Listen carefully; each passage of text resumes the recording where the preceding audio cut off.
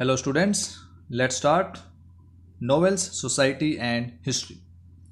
This is the deleted chapter from the CBSE syllabus, but we have to study for the NTSC. Novels, सबसे पहले आपको पता लगेगा कि novels क्या होते हैं. In this chapter we'll study about the emergence of novels, impact of novels in the society and history. So let's start the chapter with the first topic, the rise of the novel. First of all, you have to remember that the novel is modern form of literature. पहले इस तरह का कोई form literature में नहीं होता था. Literature में स्टोरीज लिखी जाती थी और एक्सप्लेनेशंस लिखे जाते थे, राइट, पोएम्स लिखी जाती थी और एक्सट्रैक्ट लिखे जाते थे, लेकिन किसी तरह के नॉवेल्स नहीं होते थे. It is born from print की वजह से. एक सबसे ज़रूरी बात जो आपको याद रखनी है कि novels could not be emerged without printing. It means printed book was very necessary for the emergence of novels. पुराने टाइम में आपने मैन्यूस्क्रिप्ट के बारे में पढ़ा पिछले चैप्टर में. मैन्यूस्क्रिप्ट्स क्या होती थी? Hand written books were manuscripts, right, and these manuscripts were very expensive and fragile and very difficult to carry from one place to another place, and a few people could study the books. तो इस तरह से novels उस समय नहीं थे. And novels produced a number of common interest among the scattered and varied readers, क्योंकि novels आने के बाद में सोसाइटी पे इनका इम्पैक्ट पड़ा. The novel first took firm root in England and France. सबसे पहली बात आपको याद रखनी है कि नॉवेल्स जो है वो इंग्लैंड और फ्रांस में सबसे पहले आए और 17th सेंचुरी में आए, लेकिन फिर भी 18th सेंचुरी तक आते आते इनका जो एक तरह से स्प्रेडिंग था वो बढ़ा. New groups of lower middle class, ये ग्रुप भी याद रखना है, लोअर मिडिल क्लास पीपल ने, और जैसे शॉपकीपर हैं, क्लर्क्स हैं, along with the traditional aristocratic and gentlemanly classes in England and France now form the new readership for novels. यानी कि शुरुआत में 17th और 18th सेंचुरी की अगर हम बात करें तो lower middle class people novels को बड़े खुश होकर पढ़ते थे, जिनमें शॉपकीपर, क्लर्क्स से लेकर एरिस्टोक्रेटिक और जेंटलमैनली क्लासेस भी इसमें आ गई. तो यहाँ से ही ये क्वेश्चंस आपको याद रखने बन सकते हैं. रीडरशिप जैसे जैसे बढ़ी तो मार्केट में किताबें और बड़े प्रोपोर्शन में आने लगी, और this freed them from financial dependence on the patronage of aristocrats and gave them independence to experiment with different literary styles. जैसे हेनरी फील्डिंग 18th सेंचुरी के बड़े नॉवलिस्ट थे. उन्होंने कहा the founder of a new province of writing, यानी कि writing के लिए फ्रीडम का इस सेंटेंस में उन्होंने जिक्र किया. Where he could make his own laws. It means this statement is indicating towards the freedom of the writer. आप एक बात याद रखेंगे कि नॉवेल्स में राइटर जो होते हैं वो फ्री होते हैं, क्लियर. इवन लैंग्वेज का भी और ग्रामर का उनके ऊपर कोई इम्पैक्ट नहीं पड़ता है, और वो फ्रीडम से लिखते हैं किसी भी, क्योंकि कोई भी कैरेक्टर है वो कोई दूसरी लैंग्वेज, कोई कैरेक्टर हिंदी लैंग्वेज बोल रहा है, उसी नॉवल में कोई कैरेक्टर इंग्लिश लैंग्वेज बोल रहा है, तो there is no bar on the languages also. और इसमें फ्रीडम से, नॉवेल्स में जो राइटर होता है वो फ्रीडम से लिखता है. The novel allowed flexibility in the form of writing. सबसे इंपॉर्टेंट है, क्योंकि पोइम जब लिखते हैं तो पोइम में जो पोइम का फॉर्म है उसी फॉर्म में आप लिख रहे हैं. स्टोरी को भी उस स्टोरी में आपको बंध के रहना पड़ेगा, लेकिन नॉवेल में ऐसा नहीं होता है. ये फ्रीडम वाली फ्लेक्सिबिलिटी जो है राइटिंग होती है, और ये हेनरी फील्डिंग का नाम यहाँ पे आ गया, novelist of 18th century. Walter Scott, एक और नाम याद आ गया, remember the collected popular Scottish ballads. इन्होंने क्या किया, स्कॉटलैंड के अंदर जो कहानियाँ थी, जो लोकल पीपल सुनते थे, सुनाते थे, तो उन्होंने उनको कलेक्ट किया, और which used in his historical novels about the wars between Scottish clans में जो वॉर होते थे उनको स्टोरीज में यूज़ किया. और इसके बाद एक और नाम यहाँ पे आ गया, एपिस्टलरी नॉवल. एपिस्टलरी नॉवल का मतलब होता है ऐसा नॉवल जो सिर्फ लेटर्स के फॉर्म में ही लिखा गया है, यानी कि उसकी पूरी कहानी लेटर्स के थ्रू चलती है, right. It means one person is writing something, उसी में कैरेक्टर का जिक्र आ गया, उसी के अंदर स्टोरी चल रही है. So use the private and personal form of letters to tell it story. Samuel Richardson ने लिखा था पामेला. याद रखेंगे, यहाँ पे 2-3 नाम आ चुके हैं, Henry Fielding, Walter Scott, epistolary novels, Samuel Richards, Pamela जिन्होंने लिखा. 18th सेंचुरी में ये नोवेल लिखा गया था. Told much of its story through an exchange of letters between two lovers. Right, Pamela में दो लवर्स के बीच में जो लेटर्स का एक्सचेंजिंग होता है उसी पे पूरा नोवेल ये लिखा गया है, Pamela. So these letters tell the reader of the hidden conflicts in the heroines minds. यहाँ पे हम डिस्कस कर चुके हैं. एक बार देख लेते हैं न्यू वर्ड्स को. जेंटलमैन क्लासेस कौन से होते हैं? Those people who claimed noble birth, यानी कि हायर क्लासेस के पीपल होते हैं, हायर सोशल पोजीशन होते हैं. They were suppose to set the standard for proper behaviour. Epistolary जैसे हमने यहाँ पे डिस्कस किया कि written in the form of series of letters. आगे चलते हैं. 1.1 द पब्लिशिंग मार्केट. अब जैसे जैसे नॉवेल्स बढ़ते गए इसी तरह से जो पब्लिशिंग मार्केट है वो भी बढ़ती गई. पब्लिशिंग मार्केट का यहाँ पे मतलब है कि नॉवेल्स उस टाइम काफ़ी महंगे थे. इवन अगर हम टॉम जोन्स की बात करें, हेनरी फील्डिंग जो अभी नाम आया था ऊपर आपने देखा, टॉम जोन्स 1749 में, इट मीन्स 18th सेंचुरी में, मिड 18th सेंचुरी में लिखा गया हेनरी फील्डिंग ने. राइट, ये इतना एक्सपेंसिव नॉवेल था, 6 वॉल्यूम में लिखा गया था, 6 वॉल्यूम्स में. कौन सा? Tom Jones. और 6 वॉल्यूम्स में मतलब ये है कि 3 शिलिंग्स एक वॉल्यूम की प्राइस थी. 3 शिलिंग का मतलब उस जमाने में इंग्लैंड में एक मजदूर एक वीक में इतना जो है वो कमाता था, 3 शिलिंग. यानी कि अगर उसको पूरा नॉवेल खरीदना पड़ेगा तो उसको कितना पैसा पे करना पड़ेगा? ये 18 शिलिंग जो है उसको पे करनी पड़ेगी. इसका मतलब है कि उसके पास 6 वीक का जो कमाई है वो उसकी चली जाएगी. 6 वीक का मतलब तकरीबन 1.5 महीना. But soon people had easier access to books with introduction of circulating libraries in 1740. एक और क्वेश्चन यहाँ से बन गया. 1740 में सर्कुलेटिंग लाइब्रेरीज यानी कि ऐसी लाइब्रेरीज जो नॉवेल्स को सर्कुलेट करने वाली थी, बुक्स को सर्कुलेट करने वाली थी. टेक्नोलॉजिकल इम्प्रूवमेंट्स की वजह से भी प्रिंटिंग काफ़ी इजी और ज़्यादा किताबें छपने लगी. इसकी वजह से किताबें थोड़ी सस्ती हो गई.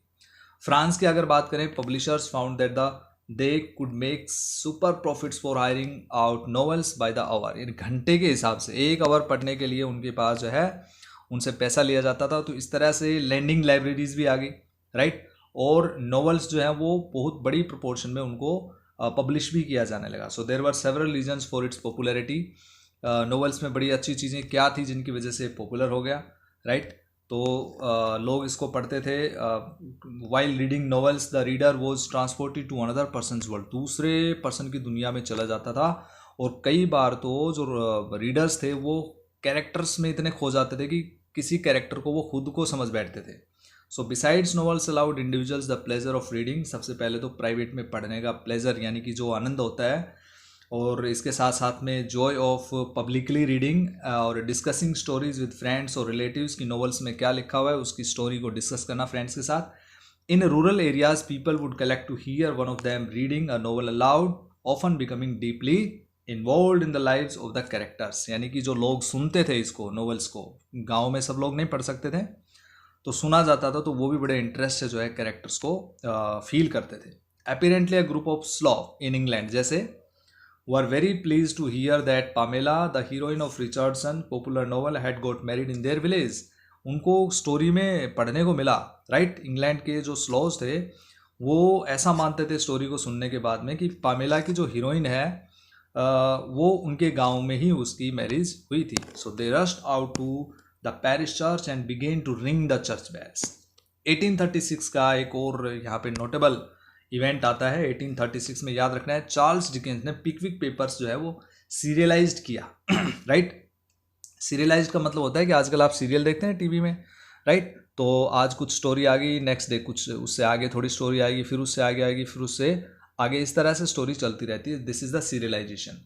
तो सीरियलाइज्ड का एक मैगजीन में उन्होंने पिकविक पेपर नाम के नॉवल को सीरियलाइज्ड किया. यानी कि नॉवल बहुत बड़ा होता है तो थोड़ी सी स्टोरी इस मैगजीन में, फिर उससे आगे नेक्स्ट पार्ट इस मैगजीन के नेक्स्ट पार्ट में, इस टाइप से. तो इसको कहते हैं सीरियलाइजिंग. तो चार्ल्स डिकेंस का कौन सा नॉवल सबसे पहले सीरियलाइज्ड हुआ? Pickwick Papers. कौन से साल में? 1836. Magazines were attractive since they were illustrated and cheap. Magazines सस्ती थी और उनका कवर बड़ा अच्छा होता था. Serialization allowed readers to relish the suspense, discuss the character of a novel, live for weeks with their stories like viewers of television soaps today. जैसे आज देखते हैं ना कि इस वीक में ये आया इस सीरियल में, तो नेक्स्ट वीक में ये आ सकता है. So the people wait for the next episode. तो इसी तरह से ये था। लाइब्रेरी नोटिस है, लाइब्रेरीज वर वेल पब्लिसाइज्ड, इसमें आप देख सकते हैं सर्कुलेटिंग लाइब्रेरी। इसके बाद ये देखते हैं एक यहाँ पे cover page of all the year round. आपको याद रखना है ये कवर पेज है इस मैगजीन का, ऑल द ईयर राउंड। यहाँ पे देख सकते हैं इसको, ऑल द ईयर राउंड पढ़ने में आ रहा है आपके। And edited by Charles Dickens, ये इसका एडिटर था चार्ल्स डिकेंस। ये फोटो जो है ये लियो टोल्स्टॉय फेमस रशियन नोवेलिस्ट, जिसने किसके बारे में लिखा याद रखना है, गाँव के बारे में लिखा, रूरल लाइफ एंड कम्युनिटी के बारे में उन्होंने रसिया में लिखा। बहुत बड़े नोवेलिस्ट रहे लियो Tolstoy. The world of the novel, यहाँ पे नोवेल्स की दुनिया में आपको लेके चलते हैं 19th सेंचुरी में। सबसे पहले 19th सेंचुरी में Europe entered the industrial as, industries यहाँ पे लगने लगी। लेकिन इंडस्ट्रीज से बहुत फ़ायदा भी हुआ। देखिए इस पैराग्राफ में क्या लिखा हुआ है, इंडस्ट्रीज से काफ़ी फ़ायदा हुआ, लेकिन साथ साथ में इंडस्ट्रीज के नेगेटिव एस्पेक्ट्स भी निकल के आए। अब हम जिक्र कर रहे हैं चार्ल्स डिकेंस के लिखे हुए एक नोवेल की, जिसका नाम है हार्ड टाइम्स। क्या नाम है? Hard times. 1854 में पब्लिश हुआ, राइट। चार्ल्स डिकेंस का नोवेल था, 1854 में आया। इसके अंदर एक सिटी है, फिक्सिशियस सिटी है, सही में कोई सिटी नहीं है ये, कोकटाउन, फिक्सिशियस सिटी है, राइट, कोकटाउन। ये जो है इसमें पॉजिटिव पॉइंट तो सिटीज़ में होते ही हैं, लेकिन इसमें नेगेटिव पॉइंट्स दिखाए गए हैं। Machine, full of machine, smoking, chimneys, reverse, polluted purple and building that all look the same. Here workers are known as hands, as if they had no identity other than as operators of machines. Dickens criticized not just the greed for profits but also the ideas that reduced human beings into simple instruments of production. तो इस तरह से Charles Dickens का hard times जो है वो city culture को क्या कर रहा है, क्रिटिसाइज करता है, ठीक है। एक और यहाँ पे नोवेल है Oliver Twist. Oliver Twist is the tale of poor orphan. इसमें कोई एक लड़का होता है जो जिसके पेरेंट्स जो है उनकी डेथ हो जाती है चाइल्डहुड में ही, and the world of petty criminals, किस तरह से वो क्रिमिनल्स के बीच में जा पहुँचता है, लेकिन फिर उसके बाद किसी ने उसको अडॉप्ट कर लिया और उसके बाद वो एक अच्छी लाइफ जो है वो जीता है। तो ओलिवर ट्विस्ट जो है वो 1838 में आया और इसकी हैप्पी एंडिंग है। लेकिन सभी में ऐसा भी नहीं हुआ। जैसे एमिल जोला ने एक नोवेल लिखा जर्मिनल, 1885 में आया था। यहाँ पे एक यंग माइनर की स्टोरी है और इसकी जो एंडिंग है वो बहुत हैप्पी नहीं रहती। It ends on a note of despair, the strike the hero leads fails, his coworkers turn against him and hopes are shattered. तो नोवेल्स की स्टोरीज के बारे में भी आपको थोड़ा सा पता होना चाहिए, क्लियर। जैसे ओलिवर ट्विस्ट में हैप्पी एंडिंग है, जर्मिनल में हैप्पी एंडिंग नहीं है। राइटर तो याद रखना ही है, साथ में ईयर भी आपको थोड़ा सा याद होनी चाहिए। कम्युनिटी एंड सोसाइटी में आते हैं। इससे सोसाइटी कैसे चेंज हुई, कम्युनिटी में क्या इम्पैक्ट पड़ा। 19th century British novelist Thomas Hardy की बात करते हैं यहाँ पे। Thomas Hardy for example wrote about traditional rural communities of England. देखो टोल्स्टॉय ने किसके बारे में लिखा, लियो टोल्स्टॉय ने रशियन कम्युनिटी के बारे में लिखा, रूरल कम्युनिटी ऑफ रशिया। और थॉमस हार्डी ने इंग्लैंड की कम्युनिटी के बारे में लिखा, rural community of England, right? So this was actually a time when large farmers fenced off hand and bought machines and employed laborers to produce the market for the market. The old rural culture with its independent farmers was dying out. We get a sense of this change in Hardy's Mayor of Casterbridge. यहाँ पे एक novel का यहाँ पे discussion है। Hardy, Thomas Hardy ने लिखा था, 1886 में पब्लिश हुआ था। इसके अंदर माइकल हेंकार्ड नाम का एक कैरेक्टर होता है और इसके साथ साथ में कैस्टरब्रिज जो है टाउन है, फार्मिंग टाउन है, फार्मिंग टाउन ऑफ कैस्टरब्रिज। ये भी आपको याद रखना है, 2 क्वेश्चन यहाँ से बनते हैं, एक राइटर और ईयर का बन गया, clear. So the character can also be both unpredictably generous and cruel with his employees, दोनों ही तरह से। Consequently he is no match for his manager and rival Donald Farfrae. ये एक और कैरेक्टर आ गया इस नोवेल का। कैरेक्टर्स भी आपको थोड़े याद रखने हैं, कौन से नोवेल में कौन सा कैरेक्टर आता है। फिर इसके बाद में we can see that Hardy mourns the loss of the more personalized world that is disappearing even as he is aware of its problems and the advantages of the new order. Vernacular यानी कि इसमें regional languages का भी use हुआ। जैसे हमने शुरुआत में डिस्कस किया था कि नोवेल राइटर जो होता है वो फ्री होता है पूरी तरह से। Novels also draw from different styles of languages, ये भी हमने डिस्कस किया यहाँ पे, तो ये आप याद रखेंगे। न्यू वीमेन, यहाँ पे वीमेन के बारे में आता है कि सबसे इम्पोर्टेंट आपको चीज़ ये है कि many novels were about domestic life, घर की लाइफ के बारे में थे, और वीमेन जो है वो लेज़र टाइम में इसको पढ़ना पसंद करती थी और प्राइवेटली उन्होंने पढ़ना स्टार्ट कर दिया नॉवेल्स को। और novels begin exploring the world of women, their emotions, identities, their experiences, problems. तो ये भी आपको याद रखना है। वर्नाकुलर हमने डिस्कस किया था वर्नाकुलर के बारे में। ये आप पेंटिंग देख सकते हैं, girl reading a painting by Jean Renoir ने बनाई थी, और 19th सेंचुरी की पेंटिंग, 1841 से लेकर 1919 तक उनका लाइफ टेन्योर है, और ये 19th सेंचुरी की पेंटिंग है। तो और साथ में क्या था कि नॉवेल्स लिखने वालों पे, नॉवेल्स पढ़ने वालों पे मजाक भी बना, किस तरह का फ़न किया गया इस पेंटिंग से आपको पता लग रहा है। The home of a women author by George Cruikshank, right. Women अगर राइटर है तो उसके घर की ये हालात होगी। Women is thinking to write something and her husband is carrying a baby and 2 or 3 babies are means lying there, और सारा का सारा सामान जो है वो it is complete in disorder, right. तो इस तरह से मजाक बनाया गया कि वीमेन अगर राइटर है आपके घर में तो आपके घर की हालात कुछ ऐसी होगी।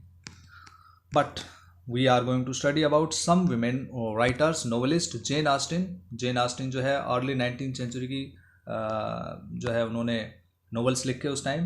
And after that Jane Austen ने लिखा pride and prejudice, right. It is truth universally acknowledged. ये सेंटेंस आपको याद रखना है, कौन से नॉवेल का है ये, pride and prejudice. It is a truth universally acknowledged that a single man in possession of a good fortune must be in want of a wife.